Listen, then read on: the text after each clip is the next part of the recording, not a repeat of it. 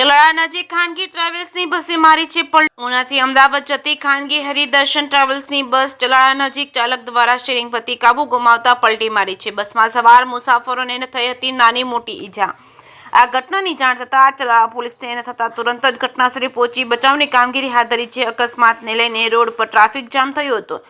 Police પ્રશાસન દ્વારા road પરનો ટ્રાફિક હલ કરવાની કામગીરી હાથ ધરવામાં આવી છે। ઈજાગ્રસ્તોને 108 મારફતે ચલાળા સિવિલ હોસ્પિટલમાં ખસેડવામાં આવ્યા છે।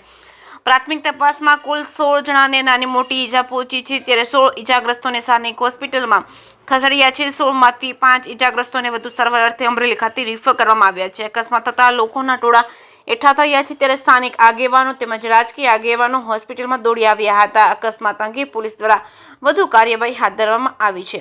જે કેસ ગુજરાતી સાથે બિપિન રાઠોડ ચલાલા। મારું નામ વિજય છે, મારું ગામ ચલાળા છે। હરિદર્શન ટ્રાવેલ્સમાં ચલાળાથી અમદાવાદ અમે જતા હતા, ઓવરટેક કરવામાં બસ ઊંધી પલટી મારી ગઈ છે। સામે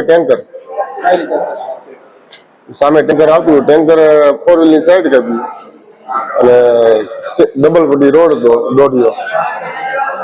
આ લોકોએ ટેન્કરે ઓવરટેક કરી એટલે આ લોકોએ સાઈડમાં ઉતારતા સીધી પલટી મારી દીધી। ચલાળાથી 3 કિલોમીટર માળેલા રોડ ઉપર ઈજા થઈ છે। લગભગ 10-15 જણાને ઈજા થઈ છે।